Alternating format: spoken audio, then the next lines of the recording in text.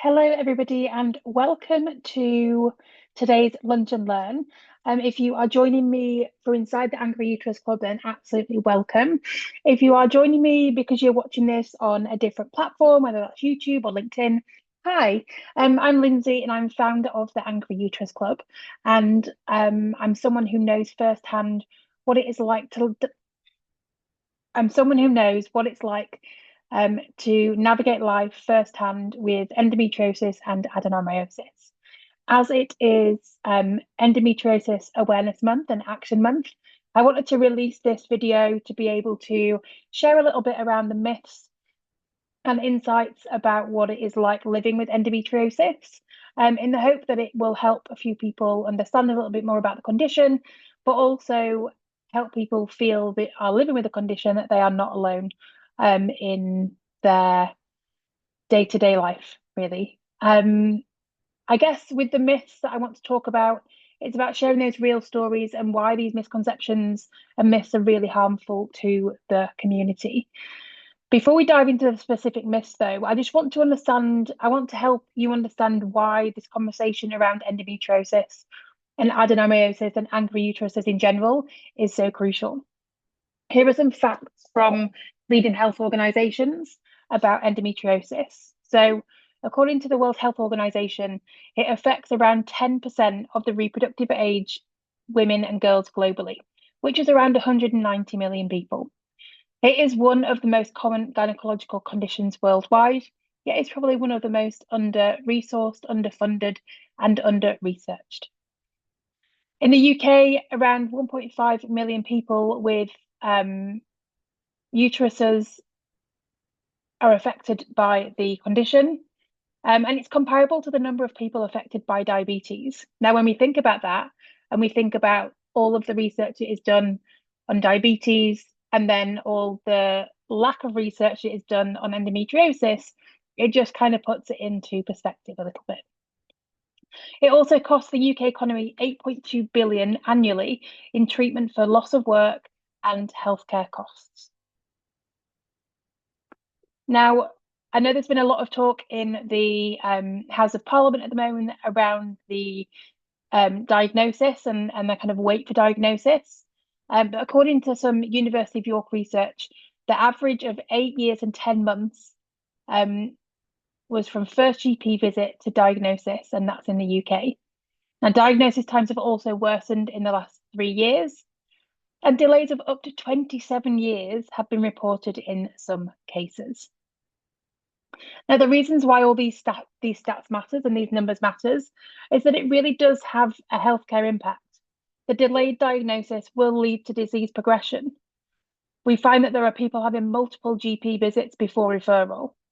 There really are inadequate treatment plans, and it has a massive impact on mental health as well. From a professional perspective, the impact that it has on people's professional lives, there's a significant workplace disruption. Career progression can be affected. There are financial implications and also need for workplace accommodations too. And then from a personal perspective, the strain on relationships, the feeling of social isolation, the mental health challenges, the impact on fertility plans, and the financial burden of treatments really means that in this month, as Endometriosis Awareness and Action Month, and every month, we need to be speaking up about this condition. If you are interested in getting more involved with conversations that I'm having and being part of the community that can support you wherever you are on your journey, then please do join the Angry Uterus Club. I'll share the links if you're watching on LinkedIn and on YouTube, so you can get involved. And people that are already involved and already in the club, hi, welcome, I see you. And please make sure you are telling your friends, your colleagues about this group and the community too. Okay, so we're going to get into a little bit of myth busting now. And these relate back to conversations that I've already had and interviews I've already created and had with people who are suffering with these conditions. So one of the first ones that came up was that, you know, it's just your age, or it's just stress, or it's just exams. Now, in reality, endometriosis affects 1 in 10 people with uteruses of any age. When I spoke to Charlotte, she told me about her story and that she started at the age of 12 with severe pain. And the doctor said it was just growing pains, that you're too young to have these issues, and it's probably just exam stress. The impact was that she missed school days, she had mental health struggles, and she had delayed treatment. What we know now is that early diagnosis is crucial, and that age doesn't determine the validity of pain, and that young people can and do have endometriosis. It just feels like there are a lot more people with endometriosis in their late 20s and 30s because it takes such a long time for us to be diagnosed in the UK and across the world. The second myth, just take some painkillers, that will help. But in reality, endometriosis and adenomyosis require comprehensive care. It's not just a case of popping a few paracetamols and it just disappearing. When I spoke to Helen, she told me about her experiences around trying to manage her pain, and tried various different approaches until she found the right one for her. She found success with combination therapy around taking particular drugs and then also working with a pain management specialist. But it is really about finding the right fit for you. And that might mean going through lots of different iterations of trying different pain medications and different ways to manage your pain. It's not necessarily a one size fits all. There are other things that you can consider as well as kind of a modern pain management, which is thinking about heat therapy and cold therapy. You obviously over the counter and prescription medications, physical therapy, alternative therapies, maybe acupuncture, but also lifestyle modifications as well.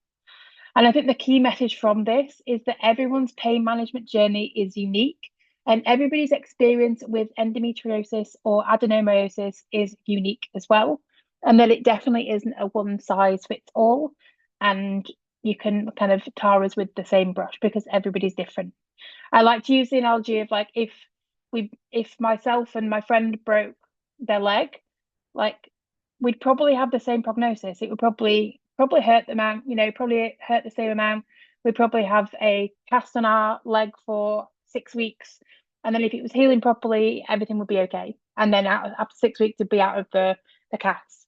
But with endometriosis, what I'm finding from the research that I'm doing and the conversation that I'm having is that everybody's situation and everybody's experience with these conditions are very, very different. Myth number 3 is it's not a real disability. And I think this is a really damaging myth that endometriosis isn't real, that the misconception can actually affect everything from workplace rights to social support. And I don't know whether you heard the outburst from the Australian guy on radio who said endometriosis wasn't real. Well, this is from his camp of people that obviously think it's not a real disability and a real condition because it actually is. And it's recognised under the Equality Act of 2010 as a potential disability when it meets certain criteria. So let me kind of share some of these experiences. Now, when I spoke to Helen about her situation and her experiences at work, she found that she had a kind of light bulb moment when she attended a pain management course, and that kind of really helped change her perspective of what she was dealing with on a daily basis. But we're just told so often just to kind of get on with it. She discovered that endometriosis is recognised under the Equality Act, and that would then empower her to be able to have conversations around workplace support.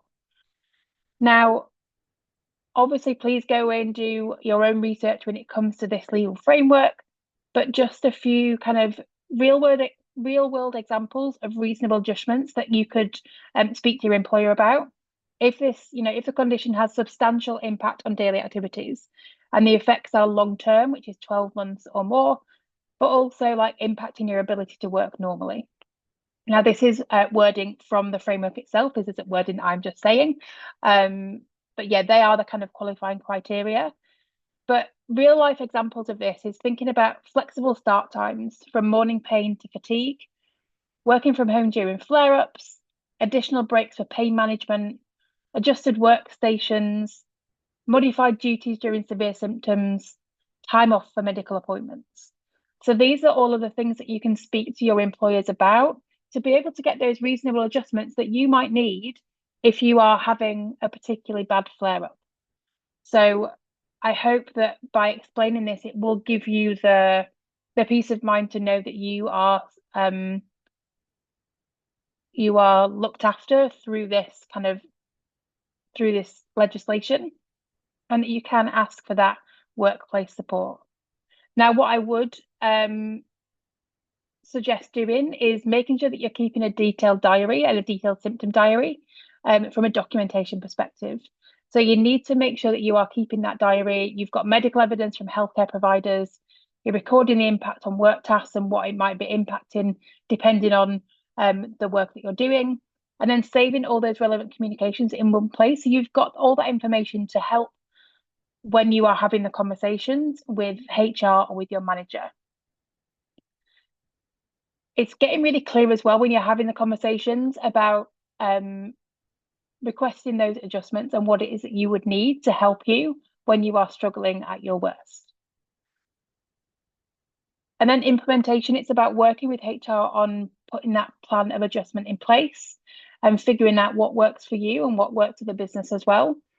But hopefully, by understanding that you are able to use this legislation to help you have those informed conversations, should really help when you're in that situation at work where you don't feel like you can cope and deal with what you are doing on a day-to-day basis because of the pain and the fatigue that you're having to deal with. Common pushbacks that you might get is like, "Oh, you look fine though, it's fine." And it's just recognizing that invisible disabilities are still valid, and just because you can't see what is happening doesn't mean that it isn't happening. Everyone gets period pain. I get that a lot, and I think it's recognizing that endometriosis pain is clinically different. It isn't period pain. Okay, we've gone through 3 myths so far. The first myth was thinking about it's just your age, your stress, it's exams. But actually, we've kind of talked about the fact that that isn't the case. The second myth we talked about was just taking some painkillers, which just really doesn't cut the mustard. And the third one we've talked about is it not being a real disability and talking through the fact that you can, that endometriosis is recognised under the Equality Act 2010 when it meets certain criteria. So definitely something for you to look into. Number 4 is the myth around, I guess, like pain and kind of, you're just being dramatic. You're just, it's not that bad. It can't be that bad. And I think that the reality is that endometriosis pain is significantly awful. I can't think of other words to describe it. Like ways that have been described by our community as kind of how they would describe endometriosis pain is around someone twisting my ovaries inside out. It feels like my uterus has been scraped with a rusty spoon, and that constant burning and fatigue. Now, physical symptoms can include severe cramping, back pain, bloating, fatigue, nausea, joint pain. And that is literally just scratching the surface. That isn't even coming anywhere close to the physical symptoms that we have to deal with on a daily basis. So when people say you're just being dramatic, it really, really is not the case. The 5th myth that I want to kind of talk about is that you can't have a career or life. And I think often when you're in the deep, dark depths of the pain and dealing with the fatigue and not sure how you're going to start to feel better, it can feel like that. It can feel like you are not able to exist. But the reality is that with proper support and management, that you are able to find a way that you can thrive and a way that looks right for you. And I think that really taps into the fact around, it's about looking at what success looks like for you, and that will look different for different people with different situations, different conditions, different things that they are dealing with. So it's about getting really clear on what success looks like for you, where you are right now, and how that might be different from where you were 6 months ago or where you want to be in 6 months' time. I think it is really about finding a way to manage your career, whether or not that is speaking to your manager to be able to help with any accommodations that you might need to make. It's about finding the right support systems so that you've got that support on your bad days, on your good days, and everything in between. And also being able to speak to the right medical professionals as well. I know that isn't easy, but it is something that really will help and really will help you try and thrive as much as possible um, with dealing with the condition as well as having a life and having a career. But I completely respect and understand the frustration when you are in the middle of an endometriosis flare and you literally just are crying yourself to sleep and you're not sure where to put yourself and what to do. Like it doesn't feel like it's going to get better. But I think it's just about recognizing that you need to take baby steps, you need to take small steps to look after yourself, and that you will find a way to thrive that looks right for you. I would love to hear from you if you are watching on YouTube or LinkedIn, and if you're watching within the club as well. I'd love to hear any myths that you've encountered and what strategies you have used to help overcome them. And also maybe what advice you'd give to somebody who was newly diagnosed. In terms of wrapping up this session, I want you to think about the practical action steps that you could take off the back of this lunch and learn. And I want to just really run through very quickly some of the practical action steps that you can take that will hopefully help you. So, number one is thinking about documentation. So, making sure you are tracking your symptoms, keeping your medical records up to date, and documenting the workplace impact and what that is doing to your work output, but also to you personally, emotionally, professionally as well. So, making sure that you have that documentation in place is really, really going to help. Then it's about building your support team. So making sure you are in touch with medical professionals. If you think that you have endometriosis or you suspect something is going on with your uterus, then please don't suffer in silence and please reach out to your GP or somebody that will help to have those initial conversations. Building your support team will also include workplace advocates as well. Also support groups like the Angry Uterus Club and online communities where we can look after you and support you, whether you are on day one of this journey to diagnosis or you have been diagnosed for years and you are just finding a way to deal with what is going on. Making sure that you know your rights, so that workplace protections, the healthcare options that you have, and any insurance coverage that you get. A lot of people working in corporate will have health insurance. Please, please, please, if you have health insurance, use it. Whether that is going for diagnostic tests, whether that is going for private GP appointments, like if you have that luxury, then please use it. This is coming from somebody who doesn't have healthcare and is having to pay to go private. So yeah, definitely please use that for sure. And then thinking about any self-advocacy tools that you have. So thinking about using symptom tracking apps. There's loads of great ones out there. Thinking about creating your own pain management toolkit. So things that you need to be able to deal with the pain when it does get really bad. I have a box, I'm just looking at over there, of all of the pain medication that I take, all of the alternative therapies that I use, heat therapy, cold therapy in a box there ready so that if I need to use it, I can. It's in one place. Would definitely recommend putting that together if you don't have it already. Have a look at the communication templates that we have live in the Angry Uterus Club already. So we have a workplace survival guide resource which has copy and paste templates that you can use so you don't have to think of all the wording, like it's done for you to help. And then also make sure you are making the most out of the resource library that we have in the Angry Uterus Club as well. So we've already got 5 interviews lined up with some amazing people who are sharing their endometriosis journey. So please go and use those as well to help you understand a little bit more and also to be able to relate to more people who are going through this as well. Just as a bit of a recap of what we've got going on for the rest of the week. So, as part of the launch week, we launched yesterday. As part of launch week, we are having a series of events across the week. They are all online, they are all recorded so you can catch up. But we're talking about pain management, we're talking about how to navigate the healthcare system. We're connecting on Friday to share our wins. And then on Sunday, we're wrapping everything up with a big launch week celebration. And then we will be getting into a regular output of around 3 calls a week, where you will be able to come together, chat to different people. We'll have different themes and different topics, but it means that you can then tap into those conversations that you want to have with people who are in the same same situation as you.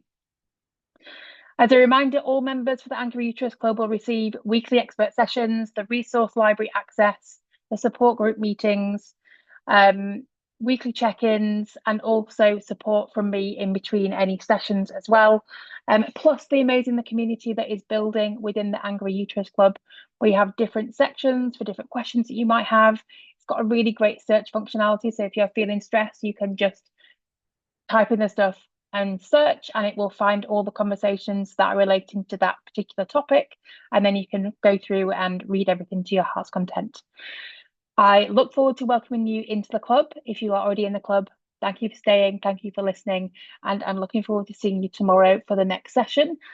This will be put up on recording for you to be able to catch up on replay, and I will see you all tomorrow for the next one. Thank you so much. See you later. Bye.